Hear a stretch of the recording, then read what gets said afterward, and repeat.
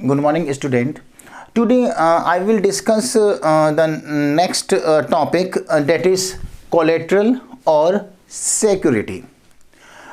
Actually, before taking loan, we must deposit some security into the commercial bank. Okay. Commercial bank provide loan after taking some security. This security is also known as collateral. Okay. अब देखिए मैं आपको एक example के through explain कर रहा हूँ कि कोलेट्रल या फिर सिक्योरिटी किसे कहते हैं. सपोज आप बैंक से गोल्ड लोन लेना चाहते हैं. एक लोन है जिसका नाम है गोल्ड लोन. ओके, बहुत तरह के लोन होते हैं, प्रोडक्टिव लोन, अनप्रोडक्टिव लोन, ठीक है, पर्सनल लोन. इसी तरह से एक लोन होता है जिसका नाम है गोल्ड लोन.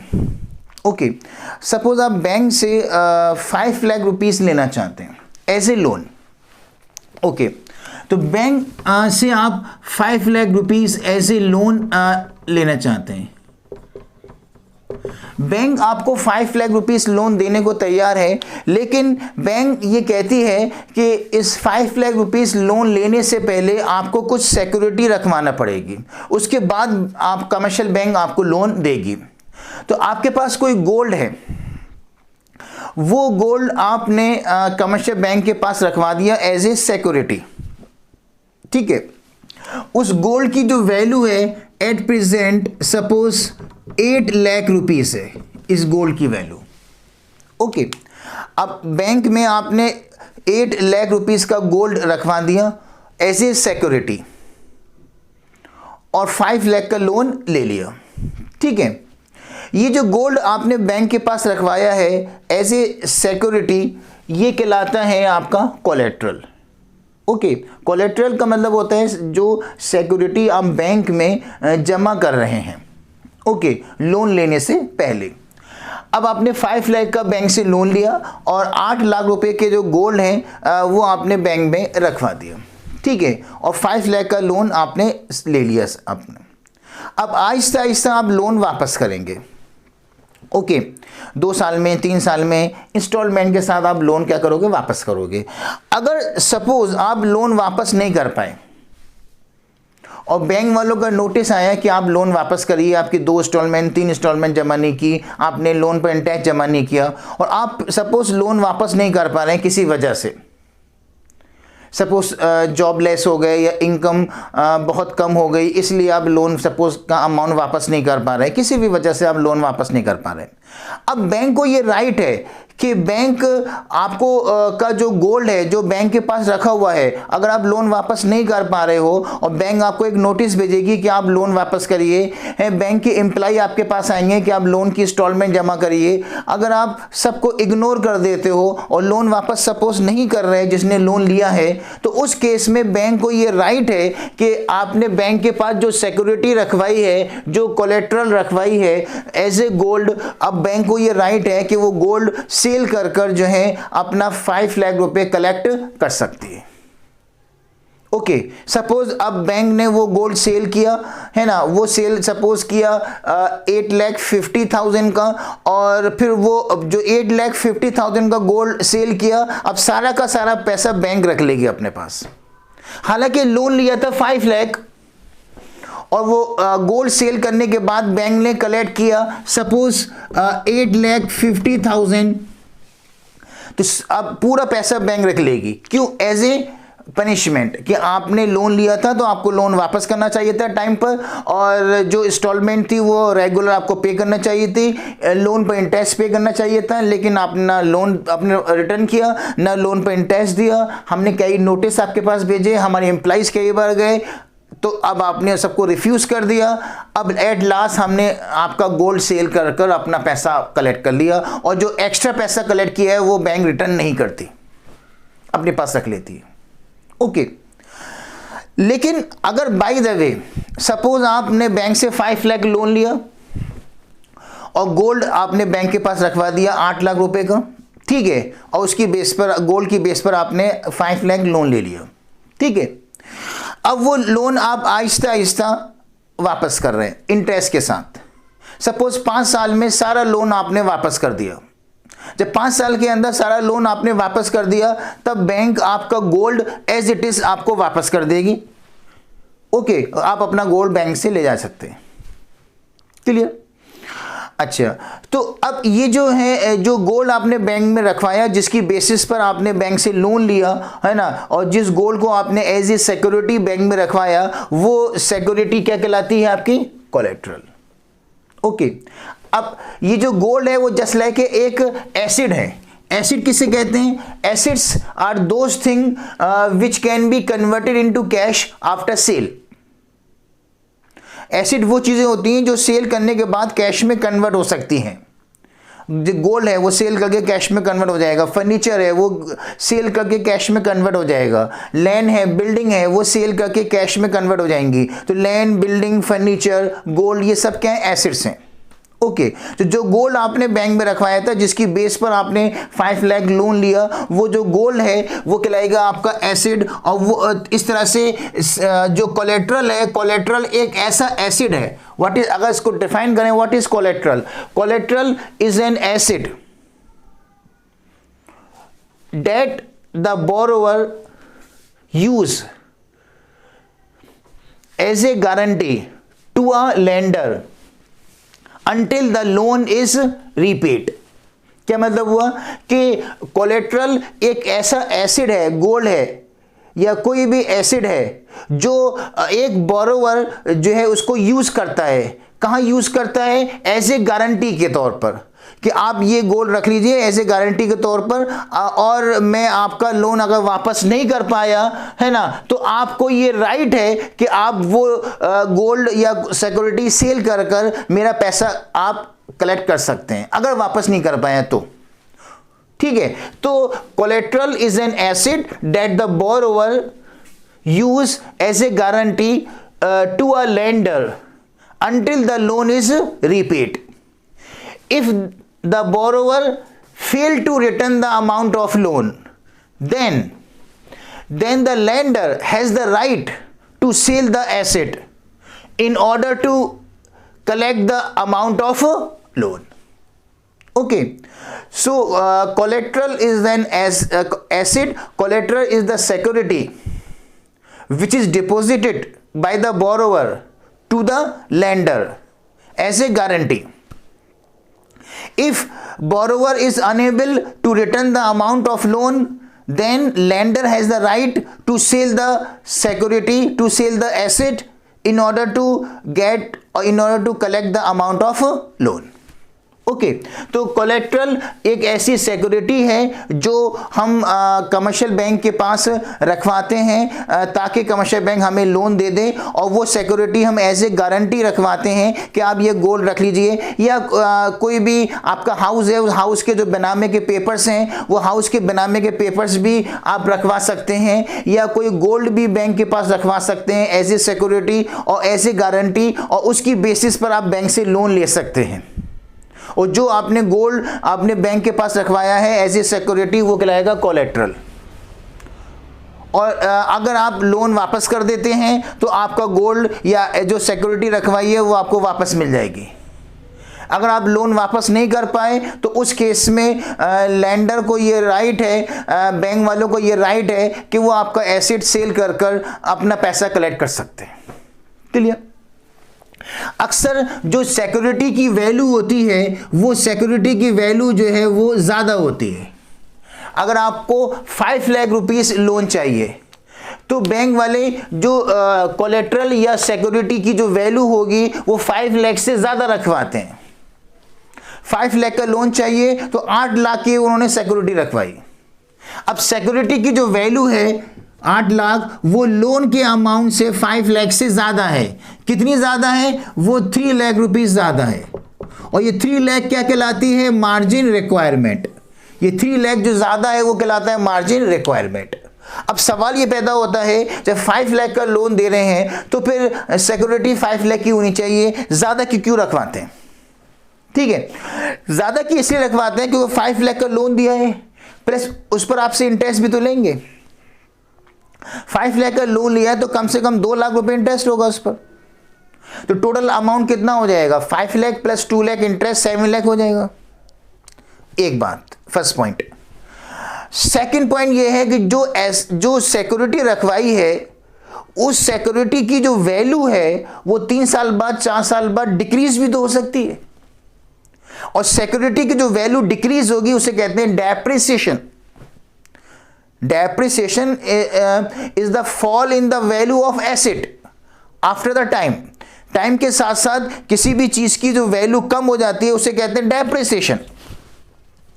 जैसे कोई स्कूटी है, वो आपने नई स्कूटी परचेज की 65,000 की, 2 साल बाद वही स्कूटी आप सेल करेंगे, 2 साल बाद उसकी वैल्यू कम हो जाएगी, सपोज 65 से 45 की हो गई, जितनी वैल्यू कम हो गई 20,000 वो कहलाएगा डेप्रिसिएशन। लेकिन कुछ चीज की वैल्यू इंक्रीज भी हो जाती है, जब वैल्यू टाइम के साथ साथ अगर वैल्यू इंक्रीज हो गई तो उसे कहते हैं एप्रिसिएशन। जैसे गोल्ड की वैल्यू कभी कभी इंक्रीज भी होती है, अब गोल्ड की वैल्यू टाइम के साथ साथ अगर इंक्रीज हो गई तो वो एप्रिसिएशन, और डिक्रीज हो गई तो डेप्रिसिएशन। ओके, अब ये क्वेश्चन मेरा ये था कि वो सिक्योरिटी की वैल्यू ज्यादा क्यों रखवाते हैं, लोन के अमाउंट से सिक्योरिटी की वैल्यू ज्यादा क्यों होती है। अब इसको सपोज आपने 5 लाख का लोन लिया और 5 लाख का गोल्ड एज ए सिक्योरिटी रखवाया, तो इस केस में बैंक को लॉस हो सकता है। कैसे लॉस हो सकता है, 5 लाख का लोन आपको दिया और सपोज 5 लाख के गोल्ड अपने पास रख लिया। अब सपोज 1-2 इंस्टॉलमेंट देने के बाद जो है जिसने लोन लिया है वो लोन की फर्दर इंस्टॉलमेंट नहीं दे रहा, लोन का अमाउंट वापस भी नहीं कर रहा, लोन पर इंटरेस्ट भी नहीं दे रहा, ठीक है। अब सपोज 5 लाख लोन लिया था और 2 लाख रुपए इंटरेस्ट हो गया, अब लोन का अमाउंट कितना हो गया, 7 लाख। अब वो लोन वापस नहीं कर रहा, तो बैंक वाले कहेंगे कि हम आपका गोल्ड ये सिक्योरिटी सेल कर देंगे। आप जिसने लोन लिया उसने कहा ठीक है कर दो, कोई बात नहीं, क्योंकि उसको पता है कि मैंने 5 लाख की सिक्योरिटी रखवाई है और 5 लाख का लोन लिया था, 2 लाख इंटरेस्ट मिला के अब मेरा लोन कितना हो गया, 7 लाख का हो गया। अब 7 लाख का मेरा लोन हो गया है ना, और सिक्योरिटी में रखवाई है 5 लाख की, कोई बात नहीं, आप 5 लाख की सिक्योरिटी सेल कर दो, है ना। अब वो लोन वापस नहीं कर रहा, कोई बात नहीं, 5 लाख की सिक्योरिटी सेल कर दो। इस केस में बैंक वालों को नुकसान हो सकता है कि भाई हमारे 5 लाख का लोन दिया, 2 लाख इंटरेस्ट मिला के 7 लाख होते हैं, लेकिन उसका पैसा कितना आया, सिर्फ एज ए सिक्योरिटी के तौर पर 5 लाख आया। और ऐसा भी हो सकता है कि 5 साल बाद जब उसकी सिक्योरिटी सेल करें या 2 साल बाद जब उसकी सिक्योरिटी सेल करें तो उसकी सिक्योरिटी की वैल्यू कम भी हो सकती है। जब आपने 5 लाख लोन लिया था तो सपोज गोल्ड की वैल्यू सपोज 5 लाख थी जो एज ए सिक्योरिटी रखवाई थी, 5 साल बाद सपोज या 2 साल बाद उसकी वैल्यू कम हो गई गोल्ड की। अब गोल्ड की वैल्यू सपोज कितनी हो गई, सिक्योरिटी की वैल्यू जो है वो कम हो गई, 5 लाख से 4 लाख हो गई। अब सपोज बैंक वाले कहते हैं कि आप लोन वापस करिए, और वो जिसने लोन लिया वो वापस नहीं कर रहा। बैंक वाले कहते हैं 5 लाख लोन दो, 2 लाख इंटरेस्ट दो, मिला के 7 लाख दो, अदरवाइज हम आपका सिक्योरिटी सेल कर देंगे। आपने कहा ठीक है कर दो सेल, कोई बात नहीं। क्यों ऐसे, क्यों क्या, क्योंकि आपको लगता है 4 लाख की सिक्योरिटी सेल करेंगे, अगर लोन देना पड़ेगा तो मुझे कितना देना पड़ेगा, 7 लाख देना पड़ेगा लोन, और सिक्योरिटी कितनी 4 लाख की है, फिर भी आपको 3 लाख का फायदा हो जाएगा, लेकिन बैंक का नुकसान हो जाएगा नहीं हो जाएगा। इसलिए बैंक अपना नुकसान नहीं चाहती कभी भी। बैंक इसलिए कहती है कि अगर 5 लाख का लोन लिया है तो कम से कम 8 लाख की सिक्योरिटी रखवाओ। 5 लाख का लोन लिया है तो कम से कम 8 लाख की सिक्योरिटी रखवाओ इसकी। अगर कुछ साल बाद अगर लोन वापस नहीं किया और उसकी सिक्योरिटी की वैल्यू 8 लाख से कम होकर 7 लाख हो गई तो फिर बैंक वालों को नुकसान नहीं होगा। अगर सिक्योरिटी की वैल्यू कुछ साल बाद 8 लाख से 7 लाख हो गई तो बैंक को नुकसान नहीं होगा। बैंक वाले कहेंगे आप लोन वापस करो, 5 लाख 2 लाख इंटरेस्ट मिला के 7 लाख वापस करो, अदरवाइज हम आपकी सिक्योरिटी सेल कर देंगे। अगर आपने लोन वापस नहीं किया और बैंक वालों ने सिक्योरिटी सेल की, 8 लाख की सिक्योरिटी रखवाई थी, 7 लाख की सेल हुई है ना सिक्योरिटी, कोई बात नहीं, बैंक वालों को नुकसान नहीं होगा, क्योंकि बैंक वालों को 5 लाख लोन मिल गया, 2 lakh interest, 7 lakh security sale करके मिल गए, बैंक वालों को लॉस नहीं हुआ। इसलिए बैंक वाले सिक्योरिटी की वैल्यू जो है वो लोन के अमाउंट से ज्यादा रखवाते हैं। और अगर 5 लाख लोन लिया है और 8 लाख की सिक्योरिटी रखवाई है और सिक्योरिटी की वैल्यू जो है 3 लाख ज़्यादा है, जो 3 लाख सिक्योरिटी की वैल्यू ज़्यादा है उसे क्या कहते हैं? Margin requirement. ओके, ये मेन रीज़न है। अब गोल्ड के केस में ये है कि गोल्ड के केस में उसकी वैल्यू इंक्रीज भी हो सकती है। 8 लाख की सिक्योरिटी रखवाई, गोल्ड 8 लाख का लगवाया तो वो 8.5 लाख का 9 लाख का भी हो सकता है, तो बैंक को और फायदा हो जाएगा इसमें। ठीक है, लेकिन कुछ चीज़ें ऐसी होती हैं जिनकी वैल्यू डिक्रीज हो जाती है। ठीक है, जिनकी वैल्यू अगर कुछ कोई वैल्यू अगर डिक्रीज हो गई है ना, 8 लाख की सिक्योरिटी है और वैल्यू डिक्रीज हो गई 7 लाख हो गई, तब भी बैंक वालों को नुकसान नहीं होगा। इसलिए बैंक वाले सिक्योरिटी की वैल्यू हमेशा ज़्यादा रखवाते हैं, जितना लोन देते हैं उससे ज़्यादा रखवाते हैं, उसे कहते हैं आपकी मार्जिन रिक्वायरमेंट। ओके, तो in short what is collateral? Collateral is the security which is deposited by the borrower into the bank as a guarantee. If borrower unable to return the amount of loan, then lender has the right to sell the security, to sell the assets in order to collect the amount of loan. Okay, it is known as collateral or security. Your next topic is terms of credit. एक terms of credit का मतलब ये होता है कि bank loan provide करने से पहले कुछ टर्म्स एंड कंडीशन डिसाइड कर देती है। बैंक लोन प्रोवाइड कर रही है तो बैंक कहलाएगी लैंडर, और जो बैंक से लोन ले रहा है वो कहलाएगा बोरोवर। तो बैंक लोन प्रोवाइड करने से पहले कुछ टर्म्स एंड कंडीशन जो है वो डिसाइड करती है, और ये टर्म्स एंड कंडीशन किसके बीच में डिसाइड होती है? लैंडर यानी कि जो बैंक लोन प्रोवाइड कर रही है वो, और प्लस बोरोवर जो बैंक से लोन ले रहा है। ठीक है, तो बोरोवर और लैंडर दोनों के बीच में टर्म्स एंड कंडीशन डिसाइड की जाती हैं लोन देने से पहले। ये टर्म्स एंड कंडीशन क्या कहलाती हैं? Terms of credit. Okay, before providing loan, some terms and conditions are decided between the borrower and the lender. These terms and conditions are known as terms of credit. These terms and conditions are known as terms of credit. These terms of credit are rate of interest on loan, value of security, mode of repayment of loan, type of loan, time period of loan, and amount of loan. These are the terms of credit. Terms of credit का मतलब ये होता है कि अगर हम bank से loan लेना चाहते हैं तो बैंक हमें लोन देने से पहले कुछ टर्म्स एंड कंडीशन हमसे डिस्कस करती है, डिसाइड करती है कि आप हमसे लोन ले रहे हैं तो लोन लेने से पहले कुछ चीज़ें डिसाइड करना पड़ेंगी, कुछ टर्म्स एंड कंडीशन डिसाइड करना पड़ती है। उस टर्म्स एंड कंडीशन को कहते हैं हम टर्म्स ऑफ क्रेडिट। ठीक है, जैसे अगर हमें बैंक से लोन चाहिए तो सबसे पहले बैंक वाले पूछते हैं कि आपको कितना अमाउंट लोन चाहिए, 5 लाख या 2 लाख या 3 लाख, फर्स्ट पॉइंट। फिर बैंक वाले पूछते हैं कि ये पर्पस ऑफ लोन क्या है। पर्पस ऑफ लोन है आपको लोन क्यों चाहिए, आपको कार परचेस करने के लिए लोन चाहिए, फ्लैट परचेस करने के लिए लोन चाहिए, या मशीन परचेस करने के लिए लोन चाहिए, पर्पस ऑफ लोन क्या है, सेकेंड चीज़ डिसाइड हुई। थर्ड ये है कि आप लोन कब तक वापस करेंगे, टाइम पीरियड ऑफ लोन, 5 साल में, 6 साल में, कितने साल के लिए लोन चाहिए आपको, ये पॉइंट हुआ। पहला क्या है कि अमाउंट ऑफ लोन, कितना लोन चाहिए आपको, first point. Suppose 5 lakh rupees loan चाहिए, अब वो लोन आप कितने साल में वापस करोगे, terms of time period of loan, वो आप कितने साल में लोन वापस करेंगे। सपोज आपको 5 लाख रुपीज़ लोन चाहिए और वो आप 8 साल में वापस करेंगे। ठीक है, आप बैंक से रिक्वेस्ट करते हैं कि 5 लाख रुपीज़ आपको लोन दिया जाए और ये लोन आप सपोज 8 साल बाद वापस करेंगे। 2 कंडीशन डिसाइड हो गई।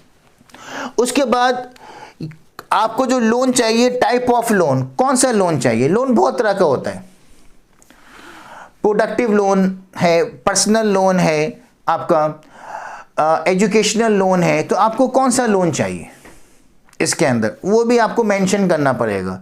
सपोज आपने कहा कि मुझे पर्सनल लोन चाहिए। पर्सनल लोन वो लोन होता है जो हम अपनी पर्सनल नीड को फुलफिल करने के लिए लेते हैं। जैसे हम कार परचेस करने के लिए, फ्लैट परचेस करने के लिए, एसी परचेस करने के लिए लोन ले रहे हैं, कंज्यूमर गुड्स परचेस करने के लिए लोन ले रहे हैं, है ना। इसे कहते हैं पर्सनल लोन या अनप्रोडक्टिव लोन। तो अनप्रोडक्टिव लोन और personal loan is that type of loan which is taken by the household sector for in order to fulfil his personal need. For example, if we take loan for purchasing car, for purchasing a flat, if we take loan for purchasing AC, this type of loan is known as personal loan. तो personal loan वो loan होता है जो एक particular person अपनी personal need को fulfil करने के लिए, कंज्यूमर गुड्स परचेज करने के लिए बैंक से लोन लेता है, उसे कहते हैं पर्सनल लोन। जैसे कि कार, एसी, आपको फ्लैट परचेज करने के लिए आप बैंक से लोन लेते हो। प्रोडक्टिव लोन वो लोन होता है जिसे बिजनेसमैन लेता है। बिजनेसमैन गुड्स प्रोड्यूस करने के लिए लोन लेता है, बिजनेसमैन मशीन और टेक्नोलॉजी परचेज करने के लिए लोन लेता है, वो प्रोडक्टिव लोन होता है। तो डिफरेंट टाइप का लोन होता है। इसमें एक एजुकेशन लोन भी होता है।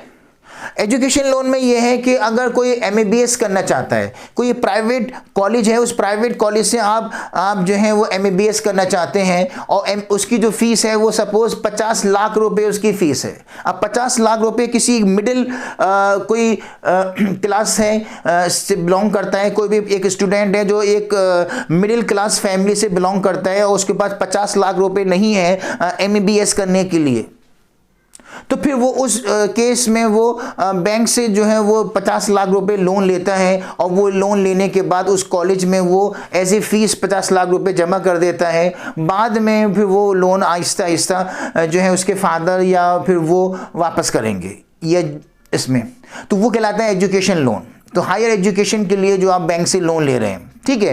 तो लोन कई तरह के होता है, education loan, productive loan, personal loan. तो आप कौन सा लोन चाहिए, आपको टाइप ऑफ लोन, ये भी आपको लोन लेते वक्त मेंशन करना पड़ेगा। लोन लेते वक्त आपको ये मेंशन करना पड़ेगा कि कितना लोन चाहिए। Suppose 5 lakh, amount of loan कितना चाहिए ये पहले आपको डिसाइड करना पड़ेगा। फिर वो लोन आप कितने साल में वापस करेंगे, 5 साल, 6 साल में वापस करेंगे, ये भी आपको डिसाइड करना पड़ेगा उस वक्त, ठीक है। और वो टाइप ऑफ लोन, वो कौन सा लोन ले रहे हैं, पर्सनल या प्रोडक्टिव या एजुकेशन, कौन सा लोन ले रहे हैं वो भी आपको मेंशन करना पड़ेगा। प्लस रेट ऑफ इंटरेस्ट कितना होगा लोन पर। बैंक वाले जो लोन पर इंटरेस्ट चार्ज करेंगे, कितने परसेंट इंटरेस्ट चार्ज करेंगे, 8% या 5%, ये भी लोन देते वक्त तय हो जाएगा।